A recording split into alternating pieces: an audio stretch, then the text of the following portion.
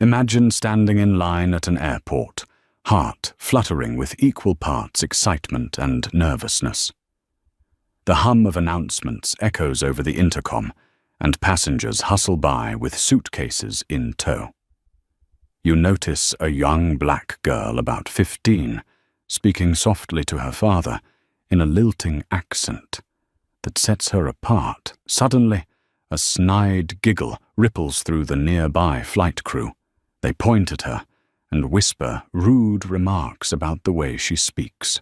In that moment, the father's eyes darken, a silent storm brewing. Little do they know, this man, protective, composed and quietly powerful, is the CEO of the very airline they represent. The morning was buzzing at Hartsfield-Jackson Atlanta International Airport, known as the busiest airport in the world. People from all walks of life navigated bustling corridors and mile-long security lines. The overhead boards flickered with departure and arrival times. Airlines vied for attention, and among them was Delta Airlines, an industry titan that prided itself on hospitality and global reach. In the thick of this vibrant chaos, 15-year-old Nia walked alongside her father, Michael Phillips. Nia was tall for her age, with braids that swept across her shoulders and big, curious eyes that scanned her surroundings. She spoke with a gentle, West African lilt, a legacy of the years she'd spent with her mother in Ghana. Michael, on the other hand, carried himself with a quiet certainty. His impeccable navy blue suit fit his athletic frame, and a subtle signet ring glimmered on his right hand. An air of mystery surrounded him, hinting at something more profound than just a regular businessman on a trip. The pair had arrived early. Michael was methodical about punctuality. He wanted ample time to check in, sort out any possible complications, and find a comfortable spot for a coffee or light meal before boarding. Nia, excited about her first major trip in years, chatted about their final destination. They were headed to New York for a special event that Michael had only described as important. Nia didn't know that important barely scratched the surface of what awaited them. For all Nia understood, this was just another father-daughter trip, a bonding opportunity after being separated for much of her childhood when Michael's work took him around the globe. While they walked, Nia noticed several uniformed crew members, men and women with flight pins glinting on their lapels passing by in purposeful strides. Flight attendants in crisp uniforms gave them polite nods, but some paused to take a second look. Some recognized Michael from corporate newsletters and leadership bulletins. His face was known internally, but he wasn't a household name publicly. Michael's instructions to the airline were always to remain discreet about his presence. He never wanted personal recognition to overshadow the collective accomplishments of the employees. As they approached the check-in area, Michael pointed out the lines that had already formed. "Let's get in line now, or we'll be stuck here forever." He joked. Nia grinned, adjusting her backpack straps. She glanced around, noticing the wide array of travelers, large families with kids clinging to teddy bears, business people tapping away on laptops, anxious backpackers rummaging for passports. The world had converged in this one spot, and it was exhilarating. From a short distance, a trio of flight attendants, 2 women and a man, huddled together. One of the women, named Susan, had auburn hair pinned into a neat bun. She eyed Nia and Michael momentarily, her lips twisting into a smirk. Dan. The male attendant whispered something to Karen. The other woman in the group, Karen, let out a small, sneering laugh. It wasn't clear yet what had amused them, but Susan's gaze lingered on Nia's face, taking in every feature, then shifting to her father. Nia, feeling slightly self-conscious under the unexpected scrutiny, looked away. She tugged at her father's sleeve. "Daddy, they're looking at us," she said softly, a slight anxiety creeping into her voice. Michael gave a quick glance in their direction, but saw only an ordinary set of flight attendants, people he might meet in a boardroom or at the annual training sessions, but whose faces he didn't immediately recall. He smiled reassuringly at Nia. "Ignore them, sweetheart. We're just early people. Sometimes stare when they're bored." Nia nodded, but a twinge of discomfort remained. Her accent, though beautiful to those who appreciated its melody, had often made her a target. She had faced schoolyard teasing and countless assumptions that she didn't belong because she didn't speak exactly like her American peers. Michael had always told her to be proud of her heritage, and she was, but that pride didn't stop her from feeling the sting of ridicule whenever it occurred. The check-in went smoothly. Michael placed their passports and tickets on the counter, receiving a warm smile from the gate agent. They proceeded to baggage drop-off with no issues. So far, everything was routine. A typical day at the airport, or so. Nia thought. Little did she know events were set into motion that morning, forging a path no one could have predicted. After clearing security, father and daughter strolled toward one of the many lounges. As a high-ranking executive, Michael had lounge access, but he rarely used it. He preferred to mingle with the everyday travelers to understand their experiences. Still, Nia was hungry, and the lounge offered quick refreshments. They took the escalator up, passing a digital screen showcasing Delta's corporate leadership. For just a fraction of a second, Michael's face and title, Chief Executive Officer, appeared on a rotation of top-tier executives. In that moment, Dan, the flight attendant from earlier, stepped onto the escalator just behind them. His eyes flicked from the screen to Michael's face, recognition sparking in them. But Dan said nothing. He simply stared. Once inside the lounge, Nia and Michael found a small table near the large floor-to-ceiling windows that afforded a mesmerizing view of planes taking off. Nia helped herself to a glass of orange juice and a cinnamon roll, while Michael answered a few emails on his phone. The overhead speakers played soft music, interspersed with boarding announcements. Moments later, Susan and Karen entered the lounge. Dan trailed behind them. Apparently reluctant, Susan and Karen wore matching expressions of mild frustration, as if they'd been discussing a heated topic. Their eyes fell on Nia and Michael, seated in a quiet corner. Nia was in mid-sentence describing to her father some cultural dance she'd learned in Ghana. Her accent, naturally thicker when she was excited, rang clearly across the hush of the lounge. Susan's lip curled in annoyance. She nudged Karen, and they both snickered. Karen muttered something inaudible, but Dan shushed them, glancing around nervously. He knew enough about the corporate structure to realize they were mocking none other than the CEO's child, a catastrophic mistake in any scenario. But he couldn't bring himself to intervene more forcefully. Instead, he hovered, a silent participant in their indiscretion.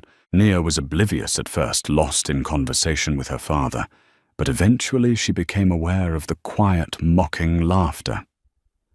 She paused, words caught in her throat, as the joyous expression faded from her face. Michael noticed immediately. He turned his head and saw Susan and Karen looking away, hastily, feigning interest in the lounge's buffet selection. "Are you okay, sweetheart?" Michael asked, setting his phone aside. Nia swallowed hard. "They were laughing at my accent," she said quietly. She looked down at the glass of orange juice in her hand, suddenly losing her appetite. Michael's jaw tightened. He'd spent his life championing diversity and inclusion within the airline. From scholarship programs to mentorship initiatives, he'd worked tirelessly to ensure such behavior was rooted out not just for publicity, but from genuine conviction. Knowing that members of his own crew still harbored such disrespect struck him like a personal betrayal. But Michael also knew better than to confront them right then and there. He wanted to be sure to observe. He placed a comforting hand over Naya's "Finish your juice. We'll head to the gate soon." "Okay?" Nia nodded, trying to muster a smile.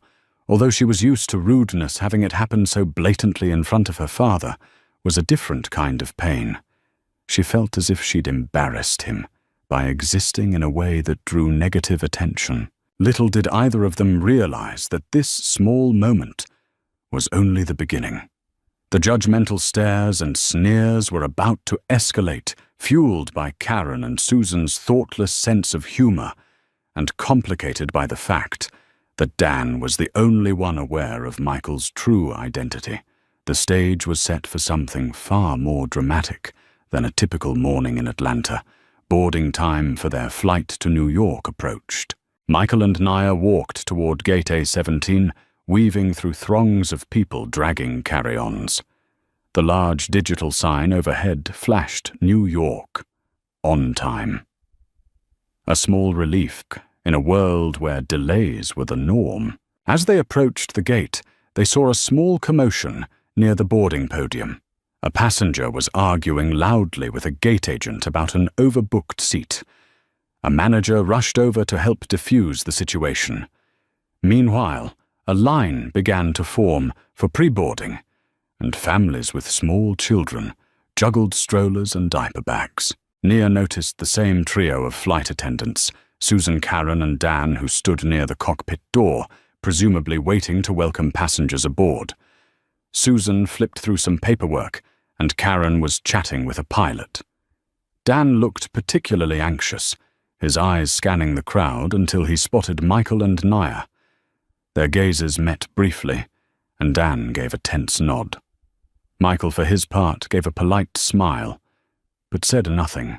Boarding was called for first class and priority passengers. Michael placed a gentle hand on Naya's back to guide her forward, while they typically flew economy. By Michael's choice, his status in the airline sometimes automatically upgraded him. He considered it a perk he rarely used. But for this trip, it was important for Nia to have a comfortable experience, and so they accepted the first-class seats assigned to them. As they stepped on the jet bridge, Karen's voice carried over the hum of the air conditioning. "Hope we don't have to deal with any more brats on this flight," she muttered, glancing in the direction of the passenger who'd been arguing. Then her eyes locked on Nia. Although she didn't speak loudly, her sneer was unmistakable. Nia's face heated, and she lowered her head, gripping her boarding pass too tightly. Michael heard it as well. The father in him wanted to confront Karen, but the CEO in him decided to bide his time. A public confrontation in a narrow jet bridge would create a scene that might overshadow the real issue. Still, the anger in his gut twisted tighter. The plane's interior was modern and sleek, with plush seats in first-class attendants, busied themselves stowing coats and offering welcome beverages. Michael guided Nia to their seats, 2A and 2B near the window. She settled in, fiddling with the seat controls, trying to distract herself from the tension she felt.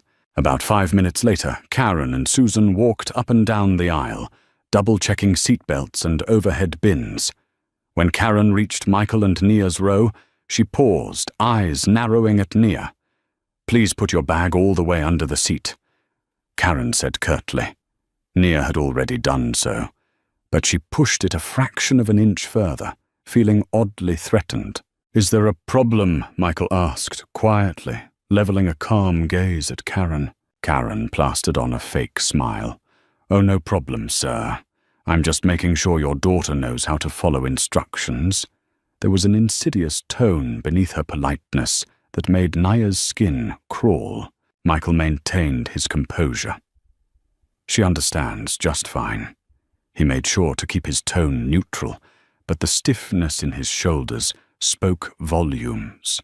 Karen nodded, but as she turned away, a whispered, "Geez, that accent," slipped from her lips. Michael's eyes narrowed.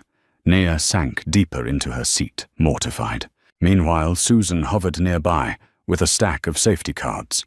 She made no overt remarks, but the smirk on her lips confirmed she was in on the ridicule. Dan, trailing behind them, shot an apologetic glance at Michael and mouthed something like, "I'm sorry." He looked trapped. Desperate not to become the target of Karen's mean streak, but also unwilling to condone her behavior, the cabin crew continued their pre-flight routine. Passengers in economy class filed in, stowing their bags and settling into seats. A safety announcement droned overhead, accompanied by the usual demonstrations. Susan's voice came on the intercom, instructing passengers how to buckle seatbelts and locate the exits. As they pushed back from the gate, Nia peered out the window, watching the ground crew wave their signals. She tried to keep her mind on the excitement of takeoff. Flying always fascinated her, how something so heavy could lift into the clouds. But now even that wonder was tainted by the harsh reality that she was under scrutiny by people whose job it was to serve and protect passengers. The engines roared. Vibrations pulsed through the cabin, and soon they were airborne. The city of Atlanta spread out below them, diminishing into a patchwork of roads and buildings. Michael took one last look as the plane climbed above the clouds, his face a mask of quiet determination. He resolved that the time for quiet observation would soon be over. Once the seatbelt sign dinged off, the first-class cabin buzzed with attendants taking meal orders, handing out drinks and offering hot towels. Karen seemed to focus her attention on other passengers, deliberately ignoring Michael and Nia until all others had been addressed. When she finally approached them, her expression was neutral, but her words were clipped. "Would you two like something to drink?" she asked, pen hovering above a small notepad. "Orange juice for my daughter." "Coffee for me," Michael replied politely, refusing to rise to her hostility. His strategy was to remain calm until the moment was right to act. He wanted no room for the crew to claim he was aggressive or rude. Karen gave a perfunctory nod and left. 10 minutes passed and still no drinks arrived. Every other passenger in first class had been served. Michael glanced around, noticing the other rows happily sipping their beverages or stirring sugar into coffee cups. Nia, throat parched, kept casting glances at the galley. Finally, Dan appeared with a tray holding 2 drinks. "I'm sorry about the delay," he whispered, placing them in front of Michael and Nia. He shot them a sympathetic look. Karen got busy. Nia thanked him softly, taking the orange juice with both hands. Dan nodded and hurried away to attend to other tasks, seemingly not wanting Karen or Susan to see him linger. About an hour into the flight, the attendants began serving the in-flight meals. Karen went down the aisle with the meal cart, offering entrees to first-class passengers.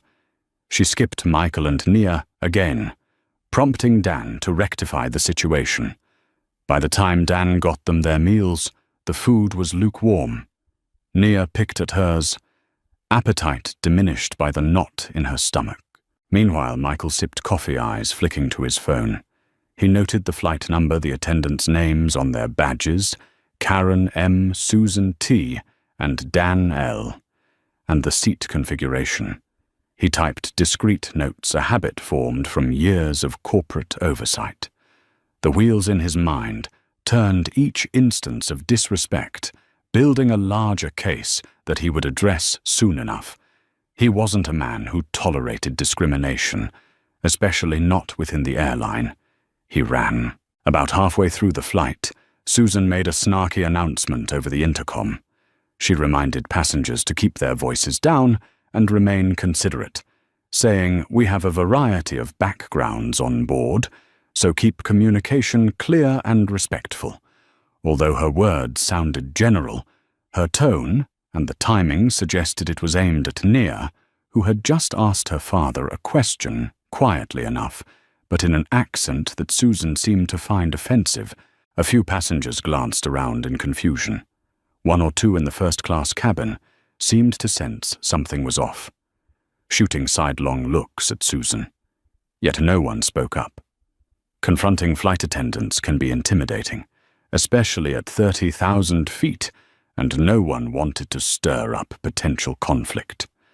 So the tension hung silently in the recycled air, thick as the clouds outside. Nia locked eyes with her father. "I'm sorry, Dad," she whispered, tears threatening to spill. "I don't want to cause trouble." Michael took her hand gently. "You're not causing trouble." "They are," he said softly but firmly. "And they will have to answer for it." Karen and Susan seemed buoyed by the lack of immediate repercussions for their behavior. Emboldened, they occasionally cast smirks in Nia's direction, whispering to each other as they passed. Dan kept his head down, obviously torn but powerless without higher authority. The flight was halfway done, but for Nia, it felt like it had stretched into eternity. The only respite came when Karen and Susan retreated to the galley to gossip, leaving Dan to handle passenger requests. He brought Nia a complimentary chocolate bar, sneaking it onto her tray. With a kind smile, Michael recognized Dan's discreet attempts to mitigate the hostility, but the father in him was less than satisfied. A single kind gesture did not erase systemic prejudice. Soon turbulence rattled the cabin, forcing attendants to strap in. Karen sat across from Nia in a jump seat. Their eyes met in a tense standoff. Nia looked away, trying to focus on the seatback pocket in front of her. Karen, with her arms crossed, let a derisive snort slip. The jolt of the plane amplified the awkward silence. When the turbulence subsided, Karen unbuckled and leaned forward, speaking quietly, so only Nia and Michael could hear. "So where'd you pick up that accent?" Her tone dripped with derision. "It's interesting," Michael bristled. "My daughter spent years in Ghana. She speaks multiple languages, as a matter of fact." Karen shrugged, eyebrows rising. "Oh, that's nice," she replied, her voice telling a different story than her words. "I guess you're cultured or something." A swirl of anger and pain flickered across Nia's face, but she said nothing, just turned to stare out the window. Michael inhaled slowly, controlling his temper. The absolute gall of this flight attendant was beyond anything he'd experienced, particularly since inclusivity was one of Delta's core values.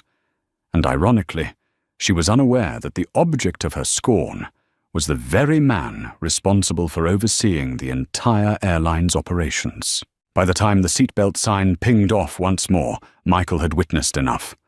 He was done observing. He resolved that once they landed, he would address this matter thoroughly.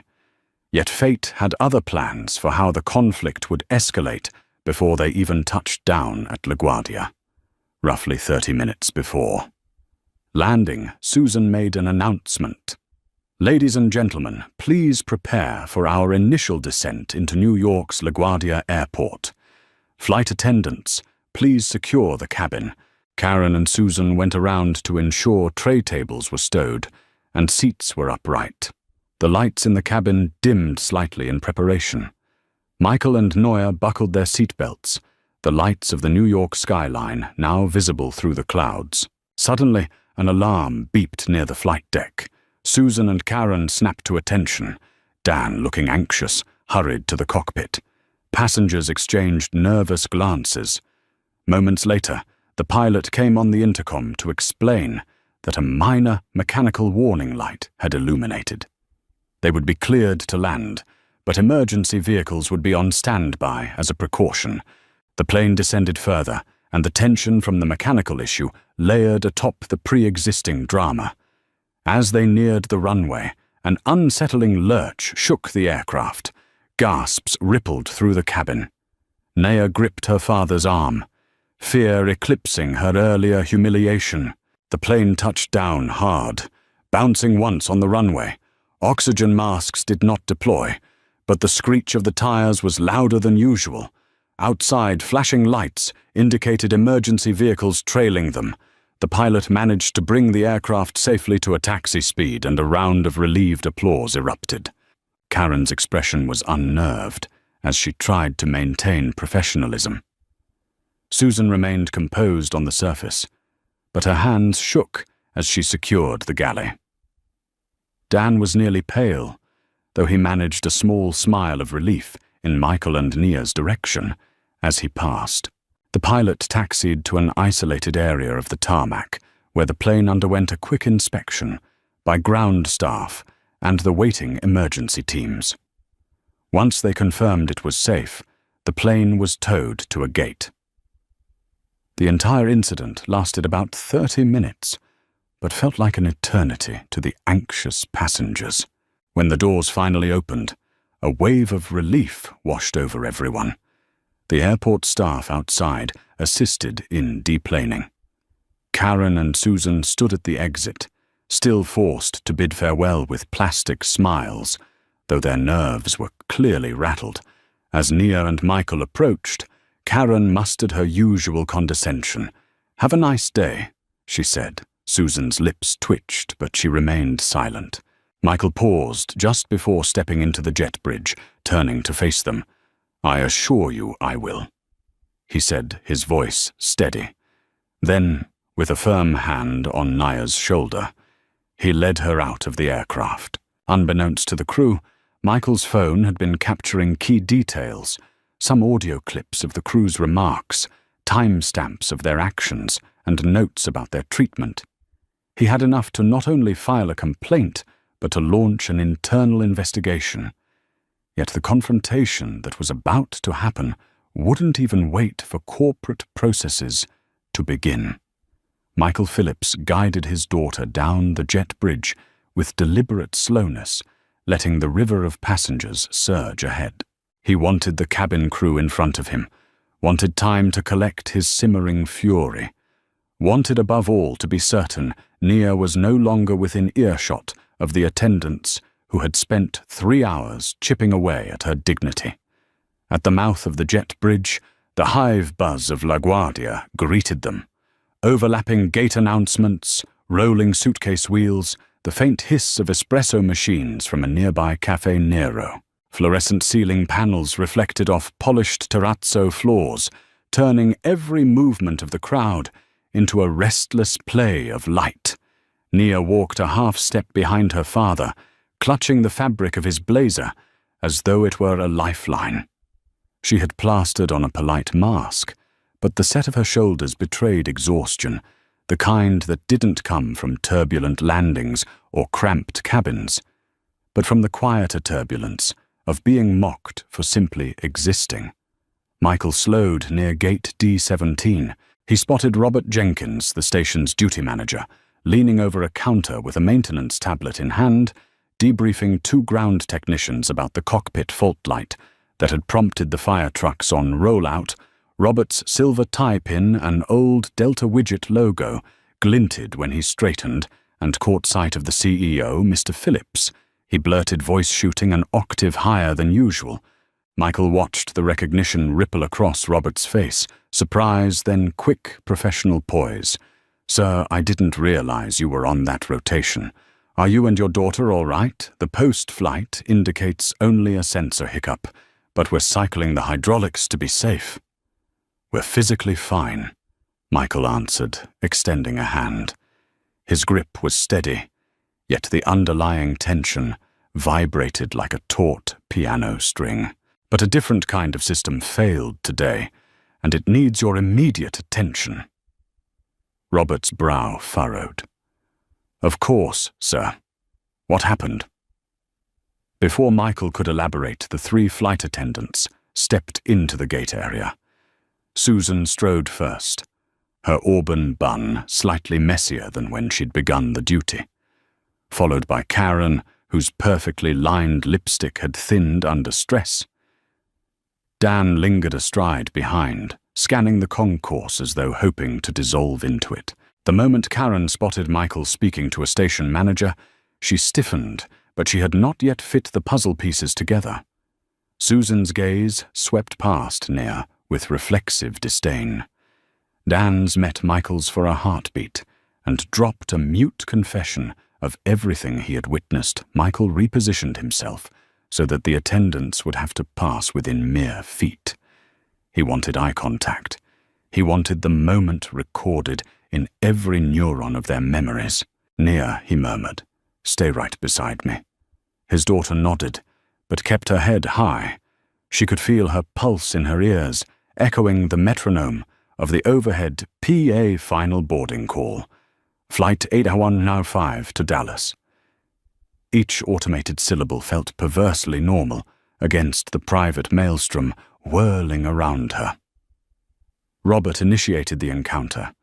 "Crew 17, this is Michael Phillips," he began, then stopped, realizing the absurdity of introducing the airline's chief executive to its own staff. Clearing his throat, he tried again. "Mr. Phillips wishes to discuss a customer service issue." Michael nodded, once concise. "Specifically an issue of harassment perpetrated by Miss Karen Matthews and Miss Susan Tilley toward my daughter. Over the course of the morning, they mocked her accent, questioned her intelligence, and withheld standard service items.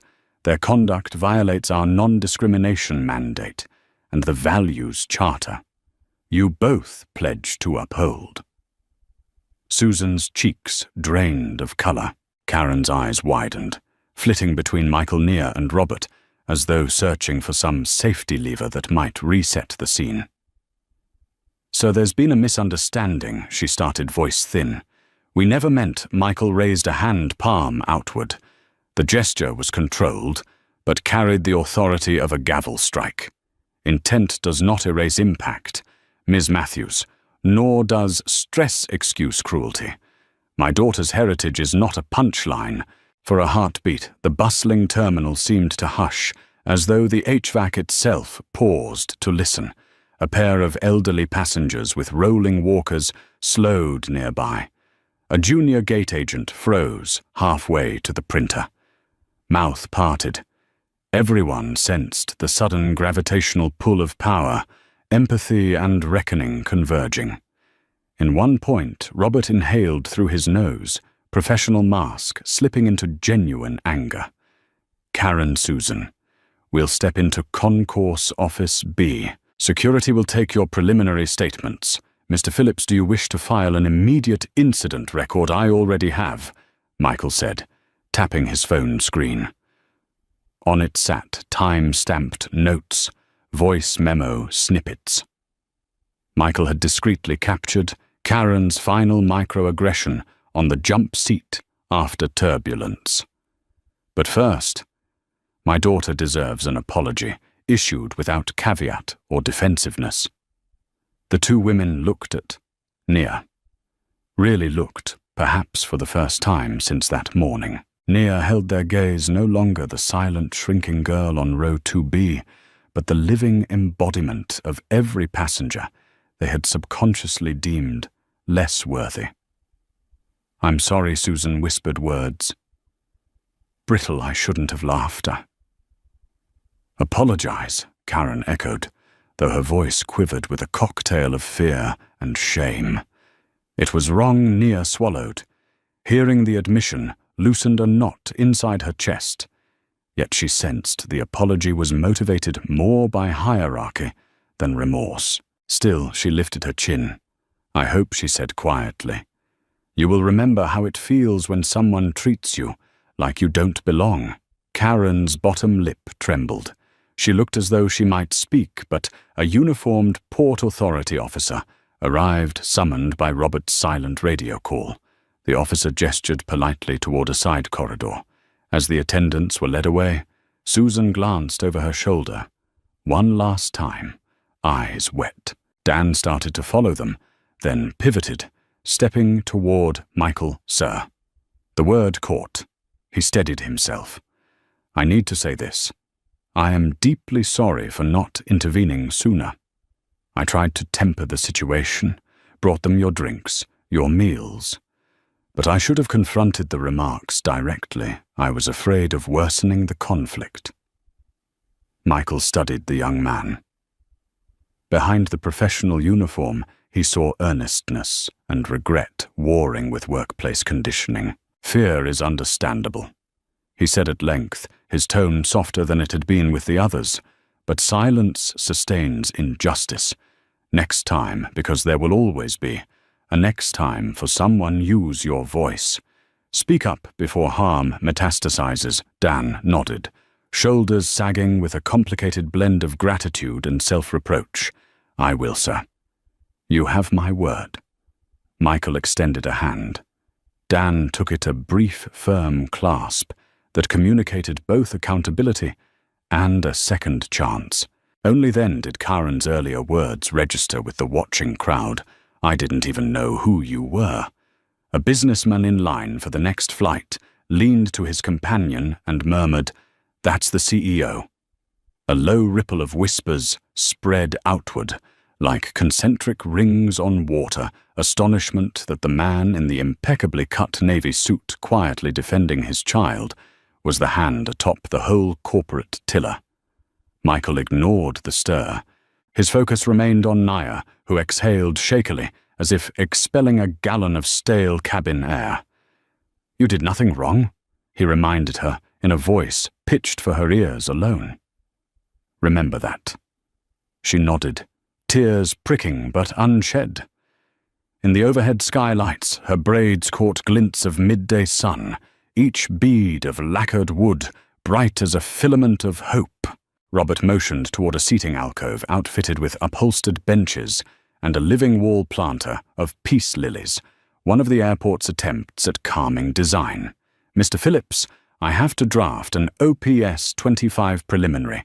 Would you like to review it? HR can fax the formal packet to corporate by the hour's end. Send it."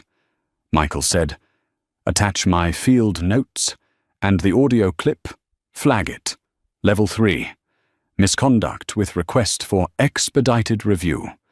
His boardroom cadence surfaced crisp and surgical. Then he recalibrated to father mode, glancing at Nia.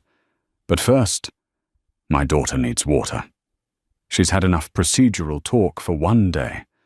Robert gestured toward a hydration station. Of course, they walked the few steps together. At the dispenser, Nia pressed her reusable bottle beneath the sensor. As water splashed, she asked, "Is it really over?" Her father considered. "This incident is over. The process of making it right has only begun." Nia sipped the cold liquid, soothing her sandpaper throat. "I still feel small," she admitted. "Do you know how stars are born?" Michael said. She shook her head. "They compress. Gravity squeezes dust and gas so tightly that the core ignites. Pressure can make you feel small, but sometimes it forges light. Today you shone even when they tried to smother you." She managed a wobbly smile. "You're mixing astrophysics with pep talks." "I'm a CEO, not an astrophysicist. Mixing metaphors is part of the package." He winked, coaxing a quiet laugh from her. They thanked Robert, who promised SMS updates, and joined the stream toward baggage claim. Every few yards, an employee snapped to attention, acknowledging Michael with nods, ranging from discreet to starstruck. He answered each with measured courtesy, but his hand never left the small of Nia's back. On the escalator, down to carousel. Nia spoke again, voice low. "Is it bad that I feel a little glad? Not that they're in trouble, but that somebody powerful believed me right away. It's not bad," Michael said. "It's human. Validation heals." A small girl on the step below turned, staring wide-eyed at Nia's braids. Nia smiled. The child's mother mouthed an apology, but Nia waved it off. The innocent curiosity felt worlds apart from the ridicule she'd endured earlier. At the carousel, their bags arrived promptly. One perk of first-class tagging that felt almost ironic after the day's ordeal. Michael hefted Nia's purple suitcase down, then his own sleek carry-on. As they wheeled toward ground transport signage, his phone buzzed. He scanned the screen, a flood of emails from HR corporate communications, flight ops. The machinery of accountability had roared to life. He silenced the device. "Business can wait 10 minutes, he said, unlocking a warm smile for Nia. Ice cream can't. Her eyes widened. Ice cream. Before lunch, today gets its own rules. They detoured to a parlor, wedged between Hudson News and a shoeshine stand. Nia chose mango sorbet. Michael ordered a single scoop of plain vanilla. One indulgence, one anchor. They sat at a window counter that overlooked the taxiway, where tugs nosed wide-body aircraft into place like patient choreographers. Between spoonfuls, Nia said, "Do you ever get tired of fighting these battles?" Michael dabbed a drop of melting vanilla off his cuff. "Yes, and I'll keep doing it anyway, because every time someone's dignity is defended, the next fight gets a little easier." Nia pondered that watching a 757 roll past with flaps drooping for inspection, the tail bore the same Delta widget she'd known her whole life, but now it shimmered with new complexity. Employer-protector stage for failure and stage for redemption all at once. By the time father and daughter exited to the curb, a light breeze teased stray wisps of Nia's hair. A black sedan from the executive car service idled at the pickup lane. The driver stepped out, tipped his cap, and loaded their luggage. Michael opened the rear door, but paused. Across the roadway, a trio of flight attendants, in a different livery, Southwest blue, laughed together. One of them had a thick Scottish burr. The sound struck Nia like music. She flashed a smile in their direction, and one of the women waved back ready. Michael asked, "Yes." She breathed, climbing into the car with a surge of quiet confidence. As the sedan merged into traffic, she glanced at her father's reflection in the window. "Thank you for standing up for my voice, or..." Michael met her gaze, pride and tenderness mingling in his eyes. "Your voice," he said, "stood up for itself. I was just the microphone." The car accelerated toward Queens Boulevard. In its wake, Gate D17 receded. Yet the reverberation of Noor's accent, once mocked, now defended, lingered in the terminal, like the afterglow of a star newly ignited. Somewhere behind them, disciplinary meetings were being scheduled. Policies revisited, attitudes recalibrated. Ahead lay Manhattan's skyline, jagged and brilliant against an early afternoon sky, the perfect reminder that every horizon, however distant, could be reached, as long as voices were allowed to rise and carry. And Nia's voice, strengthened by pressure, was only beginning. Its ascent, Nia and Michael headed to the baggage claim, stepping onto an escalator to reach the arrivals hall. The adrenaline still coursed through their veins. Nia leaned against the handrail, exhaustion evident in her eyes. Michael wrapped an arm around her shoulders. "I'm sorry you had to go through that," he said, voice laced with genuine regret. "I never wanted my daughter to be on the receiving end of such hatred, especially not within an airline." "Eyelid," Nia shook her head. "It's not your fault. Some people just don't understand or respect differences." Michael kissed the top of her head, deciding that from this moment forward, Nia's accent would be celebrated, not ridiculed. He also vowed to personally oversee the disciplinary process for Karen and Susan.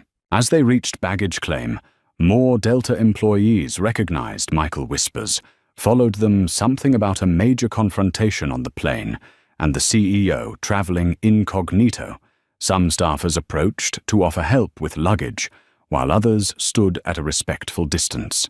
Word traveled fast. By the time Michael checked his phone, he'd already received emails from the airline's executive leadership team. Robert must have sent out an emergency bulletin explaining the situation. Michael typed a quick reply, requesting an immediate board meeting. While waiting for their bags, Michael asked Nia, "Do you want me to get you a car to the hotel? I need to handle some administrative tasks here, but I'll be there soon." She hesitated, not wanting to separate from him after such an ordeal, but she also recognized his duty. "It's okay, Daddy. I'll be fine. I'll wait at the hotel. You do what you need to do." They retrieved their suitcases, and Michael walked her out to a private driver he'd arranged. Before she climbed in, he held her hands in his. "This is not over, Nia. I promise you, those people will learn the consequences of their actions." Nia nodded, tears glinting in her eyes, but a determined smile on her lips. "Thank you. I love you. I love you too," Michael said, stepping back as the car pulled away. The moment she left, his phone buzzed again. He answered with a terse greeting. The voice on the other end was from the head of human resources, expressing shock and dismay at the incident. Michael wasted no time. "We need a conference call with the heads of cabin services, legal and communications immediately. I want a full investigation launched and a public statement prepared if necessary. Also, I will attend the disciplinary hearings personally." The HR head agreed, and Michael headed back into the airport office, mind racing. He knew the airline had protocols, but this was personal. He would ensure the matter was handled fairly, yet firmly, in accordance with the principles he had championed since taking the CEO position. There would be no sweeping this under the rug. While Karen and Susan sat in a small interview room, waiting for disciplinary procedures to begin, the rumor mill churned. Some employees were furious at their colleagues' behavior, seeing it as a direct affront to the diversity. Delta prided itself on. Others were stunned that Karen and Susan had dared to mock anyone's accent, let alone the CIO's daughter. As Michael stepped into the meeting room, he was greeted by a somber-faced panel HR personnel, legal advisors, and some senior executives, all waiting for him to take the lead.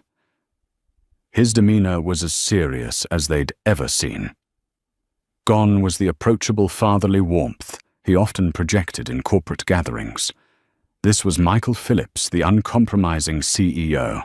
The meeting stretched late into the evening. Statements were taken, protocols reviewed. Dan's testimony corroborated Nia's account, revealing a series of repeated discriminatory comments.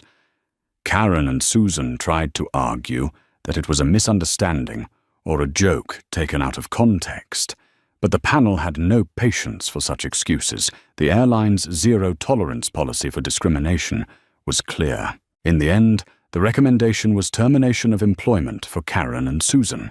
Their actions were deemed gross misconduct, violating multiple policies. Michael accepted the recommendation, but emphasized that Dan should receive counseling and training rather than punishment, given his attempts, albeit limited, to intervene. The panel agreed. As midnight approached, Michael typed a final message to Robert, instructing him to deliver the official decision to Karen and Susan in the morning. He closed his laptop, pinched the bridge of his nose, and thought of Nia. The day had been long, emotionally draining, and far from how he wanted their trip to begin. Still, he felt a measure of satisfaction. Justice, at least in the immediate sense, was being served. He had championed accountability, not as an act of revenge, but as an affirmation of the airline's core values, and more personally, as a father protecting his child. It was 1 a.m. when Michael arrived at the hotel suite in Midtown Manhattan. The lavish room overlooked the city's shimmering skyline. Nia was sound asleep in the bedroom. A warm lamp by the couch illuminated a fruit basket and a note from the hotel manager welcoming him. Michael loosened his tie and sat on the couch, fatigue washing over him. Despite the exhaustion, his mind refused to rest. Memories from the day replayed. Nia's downcast face, the crew's mocking laughter, the mechanical scare, the confrontation at the gate, and the late-night disciplinary meeting. As a CEO, he'd navigated countless crises, financial downturns, public relations, nightmares, logistical snarls, but nothing had cut him as deeply as seeing his child ridiculed. The protective father in him still simmered with anger, even though the professional side had taken swift action. Sleep eventually claimed him, though fitfully. The next morning, Nia woke to find her father already on the phone, coordinating with the airline's corporate communications department. They wanted to craft a statement to ensure rumors didn't spiral out of control. Michael instructed them that while an internal memo was warranted, he didn't want Nia's name splashed in headlines. Protecting her privacy was paramount. After finishing the call, he turned to his daughter with a soft smile. "Good morning. How'd you sleep?" She shrugged. "Okay, I guess I'm still tired. And I keep thinking about what happened." Michael sighed, sitting beside her on the bed. "I'm sorry you had to face that. It's not fair and it's not acceptable." Nia leaned her head on his shoulder. "I know you did your best, Dad." "Thank you." They spent the morning together, eating breakfast in the hotel's lounge. Nia's mood lightened as she recounted fun memories from Ghana, and Michael listened intently, grateful to see her smile returning. He wanted her to know the world was bigger than the cruelty they encountered. Later that day, Michael received news that Karen and Susan had been formally terminated. Word spread quickly among employees, and some posted messages on internal forums celebrating the decision. Others expressed relief that the airline was walking the talk regarding its values. Nia overheard her father on a call and asked him later, "Do you feel bad about firing them? Or was it easy?" She studied his face, seeking an honest answer. Michael chose his words carefully. "I don't celebrate anyone losing their livelihood, but discrimination can't be tolerated. The airline's reputation and values are at stake. And more importantly, you shouldn't have to live in a world where such behavior is swept under the rug. I'd do it again if I had to, if I had." Nia's eyes glistened with gratitude. Despite everything, she felt a sense of closure. She wasn't naive. She knew bigotry existed beyond this one incident. But seeing it confronted so directly gave her hope. The following day, Michael and Nia attended the original event. They'd come to New York for a charitable gala supporting international education. Nia wore a sleek sky blue dress, looking both elegant and youthful.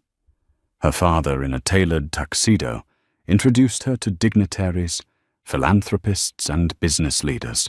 During a conversation with a Ghanaian official who recognized Nia's accent, the official praised her. "Your accent is beautiful. It speaks of where you come from, who you are." That simple affirmation brought tears to Nia's eyes. Michael watched her interact with luminaries from different corners of the world, each with their own accent and culture. He marveled at how quickly she adapted, greeting them with confident warmth. The memory of Karen and Susan's mockery felt distant, overshadowed by the vast tapestry of global voices embracing Nia as she was. Meanwhile, in Atlanta, Karen and Susan packed up their uniforms for the last time.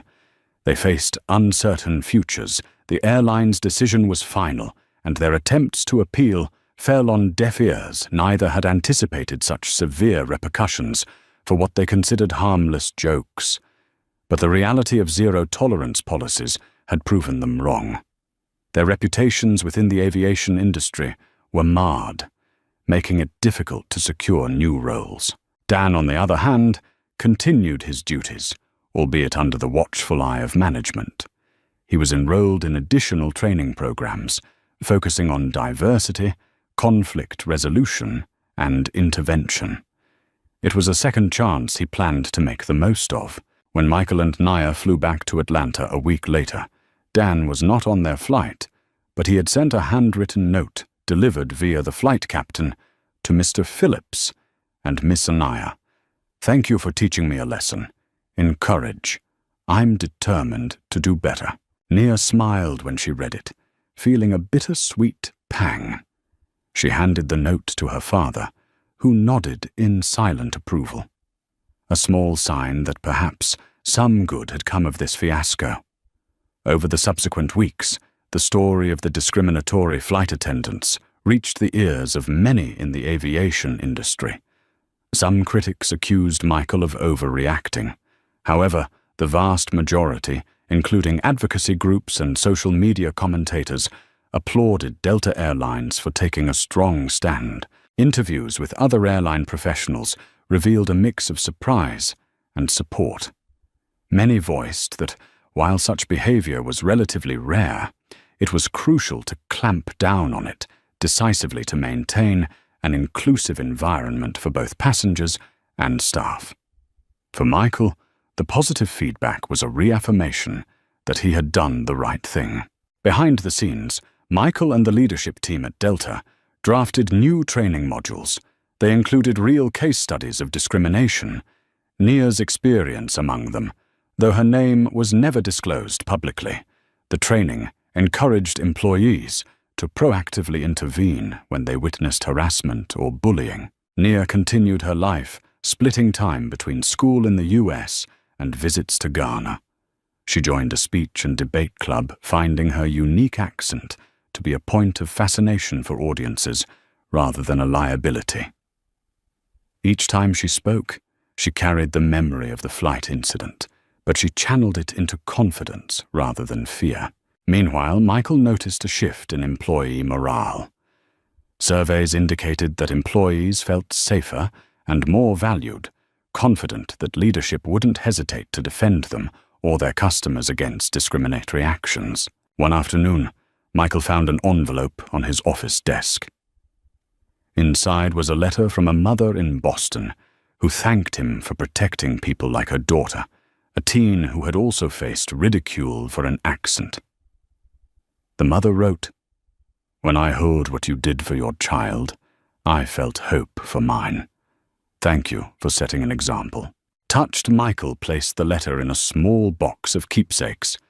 Among them were letters from employees, pictures from charity events, and tokens of gratitude he'd received over the years. This letter, however, carried special weight. It was a testament that personal courage in one instance could resonate with countless others. Around the 3-month mark after the incident, Nia accompanied Michael to a pilot graduation ceremony at Delta's headquarters. She was invited to speak briefly about the importance of diversity.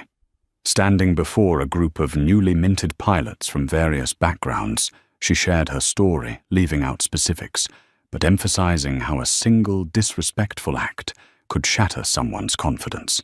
We all come from different places, and each accent carries the story of home. She concluded, "We can choose to see that as a source of division or celebration. I hope we choose celebration." The room erupted in applause, and Michael looked on, pride shining in his eyes. In the end, the saga of that disastrous flight evolved into a rallying point for positive change.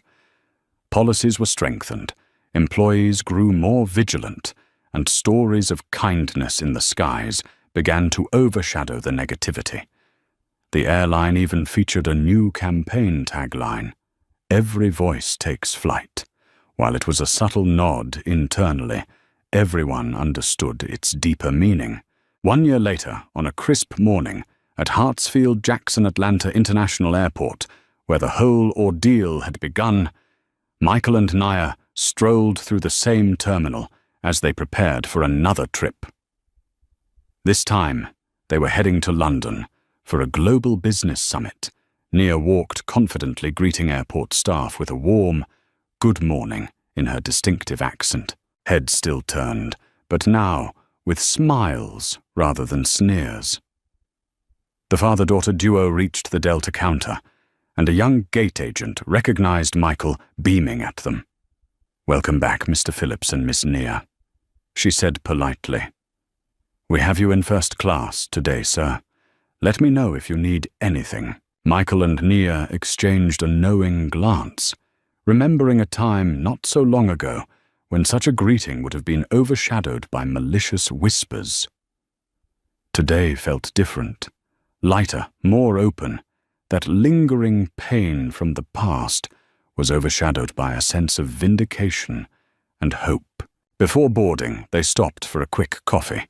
While waiting for their drinks, Nia noticed a sign on the wall promoting the airline's new employee training initiative. It showcased diverse faces and the tagline, "Every voice takes flight." She nudged her father, pointing at the poster. "That's our campaign," she asked, a smile tugging at her lips. Michael nodded. "Inspiration comes from real-life stories." "Honey, and you inspired a great deal of it." A gentle flush colored her cheeks. She sipped her latte, letting the warmth of that acknowledgement settle in. Father and daughter proceeded to their gate, boarding the flight without incident or unpleasant stares. The cabin crew greeted them warmly, offering them beverages without delay. Once seated, Nia gazed out the window at the runway. Planes taxied in the distance, taking turns to ascend into the open sky. She thought about the countless journeys that happened every day, people crossing borders and oceans, each with a voice, a heritage, a story to tell. She felt a sense of belonging, not just in the US or Ghana, but in the vast tapestry that made up the modern world. Michael watched her, recalling the shy girl who had once been so hurt by the thoughtless actions of 2 flight attendants. Now she seemed poised, self-assured, ready to face anything. The engine roar signaled the plane's takeoff roll. As they accelerated, father and daughter shared a smile. In that moment they ascended, not just physically, but emotionally, leaving behind the bitterness of the past and soaring into a horizon where every voice was acknowledged and respected. The flight became a silent testament to their journey from hurt to healing, from discrimination to empowerment. At 35,000 feet, above clouds that drifted like cotton fields, Nia leaned over to Michael. "Thank you, Dad," she whispered, reaching for his hand. Michael squeezed her hand back. For what he asked, though he already knew, for believing me, for fighting for me, for loving me enough to make things right. A gentle smile curved his lips. Always near, always. And as the plane soared through clear skies, the story of a crew laughing at a black girl's accent ended where it truly belonged, in a cabin filled with respect, acceptance, and the unbreakable bond of a father's love for his daughter, who in turn learned that her voice was as valid as any other in the grand chorus of humanity.